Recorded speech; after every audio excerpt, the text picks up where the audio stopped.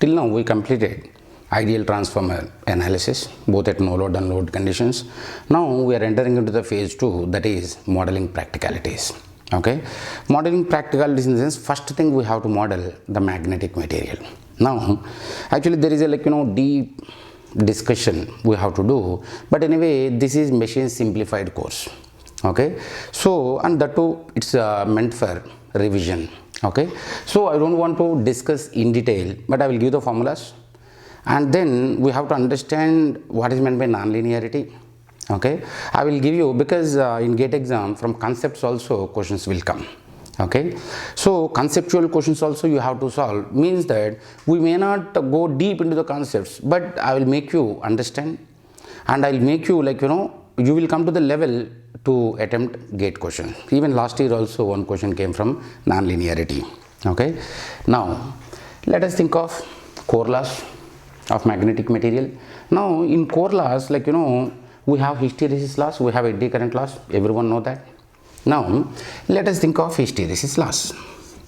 Hysteresis laws directly proportional to B max to the power of x into F. This formula is given by Steinmetz. Now that's why this x value is called as Steinmetz constant.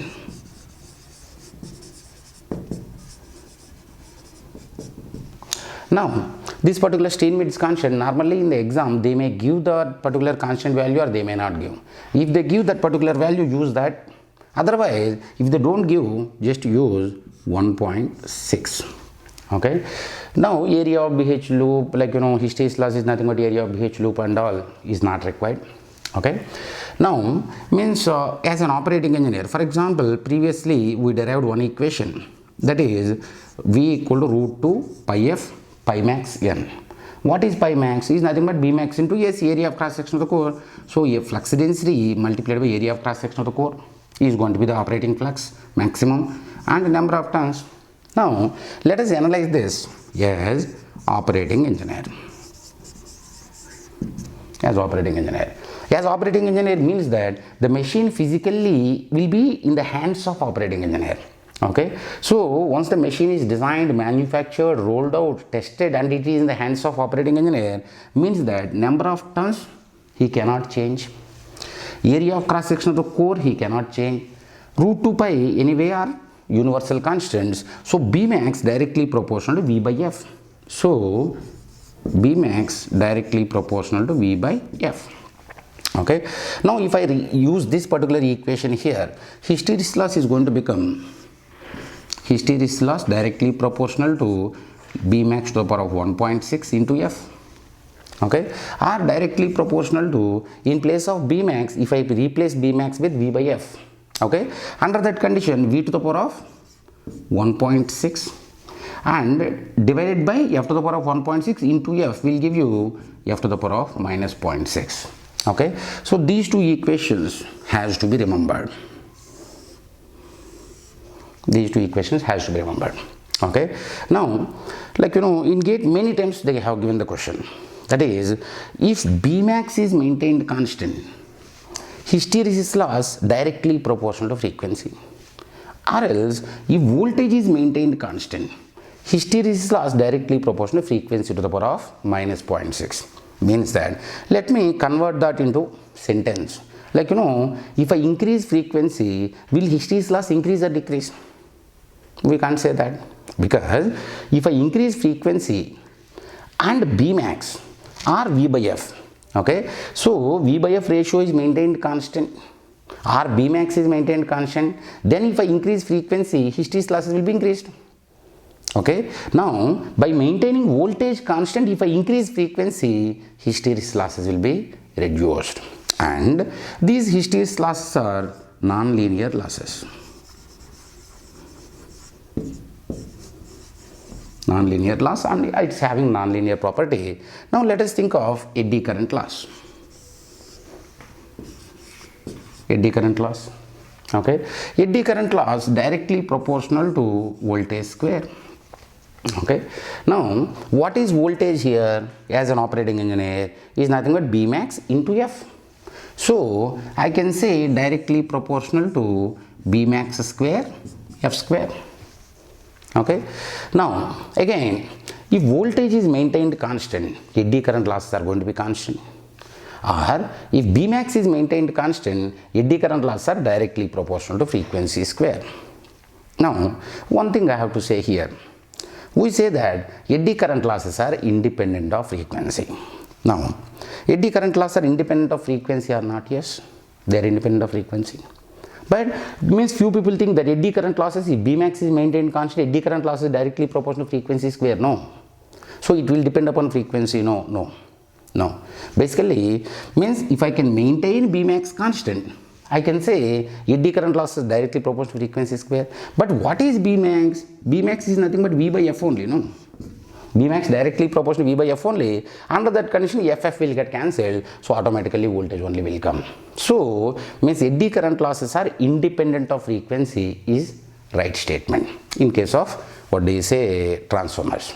Okay. Now, eddy current, basically one thing I'll tell you, magnetic material. Okay, magnetic material is nothing but iron only or iron related stuff only. Ferromagnetic material. Ferro means ferrous. Ferrous means iron related stuff. Okay, iron related stuff is having two properties. What are those? Magnetic property and also electrical property, because it's an electrical conductor. Okay, so magnetic property will give you hysteresis loss. Electrical property will give you eddy current loss. Okay, basically, for example, if I take this as iron rod, okay, this iron rod will have some electrical resistance here depending upon electrical resistivity. Okay, so depending upon electrical resistivity of this, definitely, like if some currents are flowing here, eddy currents, losses will be there. But like Ohm's law, let me think. Ohm's law is defined for electrical conductors, not for semiconductors or anywhere. Now Ohm's law, V is directly proportional to I. If V is directly proportional to I, we say that linear. Now, because of electrical resistance of iron, magnetic material, eddy current losses are coming. So, eddy current losses will become linear losses. Now, in your network theory, we know what is meant by linear. So all network theory concepts can be equally applied in eddy currents. But network theory should not be applied in case of hysteresis loss, because hysteresis is nonlinear. Okay. Now, means these are the equations, and in this case eddy current losses, these two equations has to be remembered. Okay. Definitely few guys may not understand properly how it is becoming independent of frequency square, but while solving problems we use frequency now. Okay, means I am going to take two problems. Both of them are from old gate only, where we have to use this equation, especially this will be very much useful for ES or descriptive guys. Okay, so I will explain that in the problems. Now, coming to the point, let us think of our Phasor diagram. Okay, in our Phasor diagram, this is going to be operating flux pi naught. Okay, and here minus E1 equal to E1. Is this minus E1 or plus E1? Minus or plus anything. Okay, so is this minus E1 or plus E1 will be decided by how you are trying to handle pi 2 and pi 2 dash. If you think of pi 2 and pi 2 dash as I explained previously like this, okay, if you are thinking pi 2 is existing and pi 2 dash is existing, both are compensating with each other. Okay, means both are fought with each other and they both died, minus E1 it will be. Okay, for example, means pi 2 is compensated by pi 2 dash. Under that conditions, why to consider pi 2 and pi 2 dash? Simply let us consider pi naught only. At no load conditions also pi naught will be there. At load conditions also pi naught will be there. Under that conditions, I2 dash will be in line, because pi 2 dash is not considered. So it can be minus E1 or plus E1. That's fine. Now, previously in our previous discussion in case of ideal transformer, I0 used to be here, in line. I0 and pi naught used to be in line. From network theory point of view, linear. Okay, so in our network theory, I is directly proportional to pi. Okay, so in network theory, I is directly proportional to pi. One thing I'll tell you here. Okay, for example, our Faraday said that induced voltage directly proportional to d pi by dt by Faraday are equal to n d pi by dt. and d pi by dt. Okay, so in this, okay, how network theory guys see this equation, how machines guys should see this equation. Okay, now in this case, like network theory guys say that I is directly proportional to pi, so pi is directly proportional to I, so this is directly proportional to di by dt are equal to L di by dt, they say. L di by dt, they say. Okay, so very simple. If you use L di by dt, means that it is network theory, because you are moving from flux domain to current domain. For example, let me tell you one thing here. Network theory guys say that current cannot be changed instantaneously, because of if di by dt is instantaneously current change, then dt will be 0, di should be present. Under that condition, di by dt will become infinite, such that voltage will become infinite, people say. But I don't accept that in machines, because in machines I is not directly proportional to pi. If I is not directly proportional to pi, whatever will be the Faraday given equation cannot be converted into current domain. Okay, so Faraday has given us the equation with flux domain. Okay, for example, let me tell you one thing here. Network theory guys will discuss about inductance, L di by dt, voltage, or maybe energy stored is going to be half Li square and all. But why we are converting from current, means in network theory we enjoy with current domain, but in machine theory we have to understand flux, we have to understand MMF, we have to understand reluctance. Okay, why these terms are coming? Because the only reason is my flux domain cannot be converted into current domain. That is the reality. Because of hysteresis non-linear nature.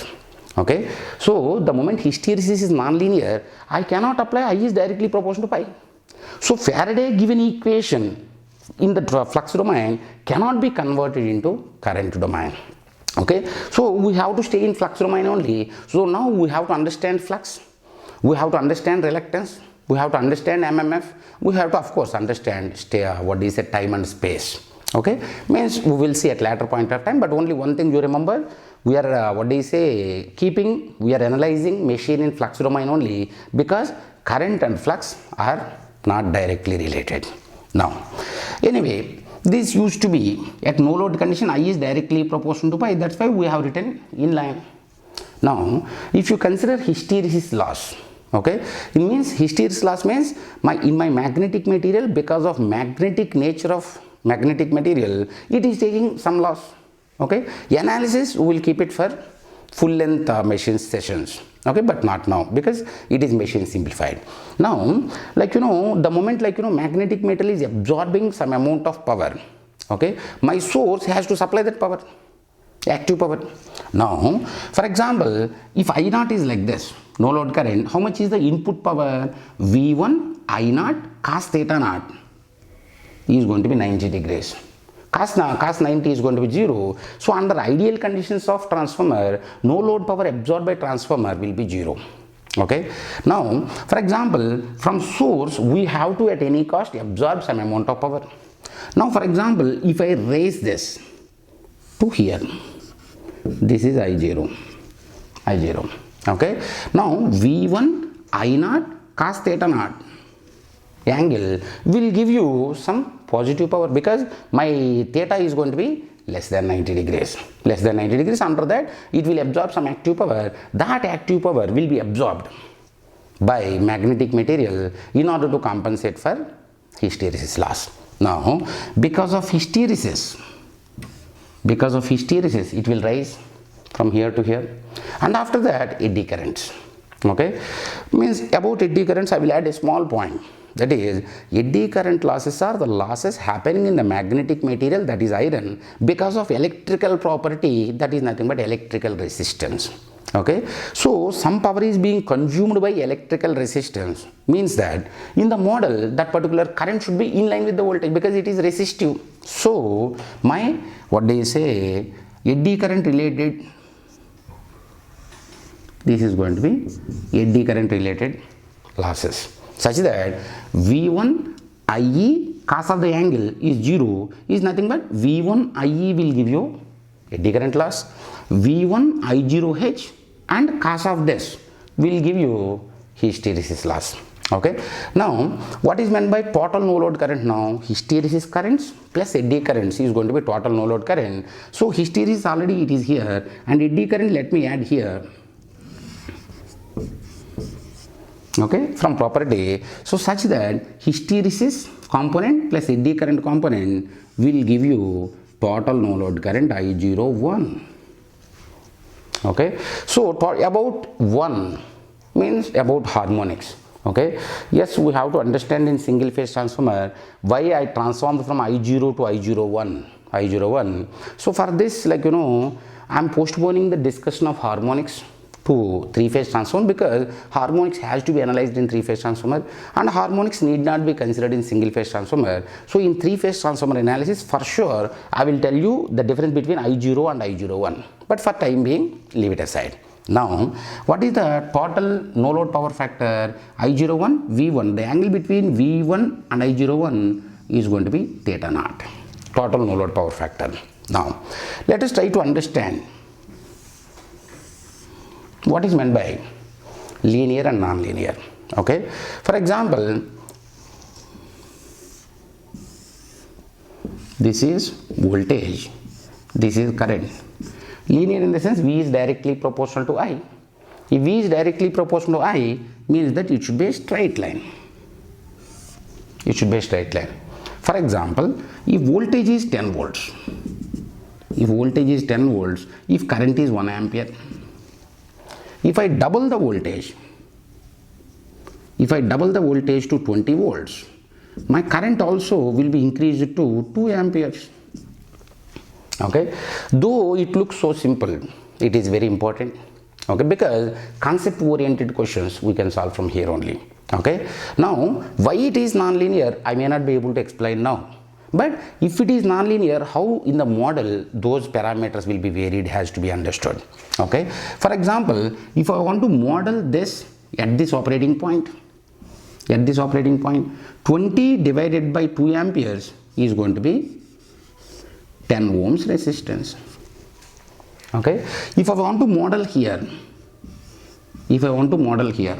okay, so 10 divided by 1 ampere again is going to be 10 ohms. Okay, in the sense, though operating point change from 10 volts to 20 volts, in my model parameter values will be 10 ohms only. Okay, now let us think of nonlinearity. How nonlinearity will come? Because of BH. Okay, or okay, we will discuss about it later. Okay, now for example, let me think of nonlinear. For example, this is saturation characteristic for time being. Okay, so because of this saturation characteristic, what will happen? Let us see. For example, if I want to model this at this operating point, okay, so this is 20 divided by 2 is going to be 10 ohms. If I want to model the same characteristic at other point, how much will be the value of resistance? 10 volts and current is less than 1 ampere. Maybe let us think of current is 0.2 ampere. Now V by I, 10 divided by 0.2, V by I will give you 50 ohms. Okay, so actually many people, like especially in BTech students and all, this is there. How resistance is getting varied? No, it is not resistance. We are trying to model the property. Okay, for example, in your characteristic, if operating point is here, you have to model that with 10 ohms. If operating point is here, you have to change the parameter variable, because property is getting changed, because nonlinear property. So because of nonlinear property, if operating point is here, it should be 10 ohms, but if operating point is changed, it should be 50 ohms. So remember one thing, in nonlinear, parameter values, maybe resistance values or inductance values or reactance values, everything is going to change. Okay, so we cannot say if I give 10 ohms resistance, it should be 10 ohms only constant. We should not be taught. Rather than that, in my magnetic metal, because of nonlinear nature, okay, what is happening at one operating point, that my equivalent resistance can be 10 ohms, at other point it can be 50 ohms. Okay, now why nonlinearity entered into the machine? Because of magnetic material. Okay, magnetic material, we have to use it at any cost. We cannot leave magnetic material. Means reasons maybe we'll discuss in complete machine sessions. Okay, now because of this hysteresis, we are entering into non-linearity.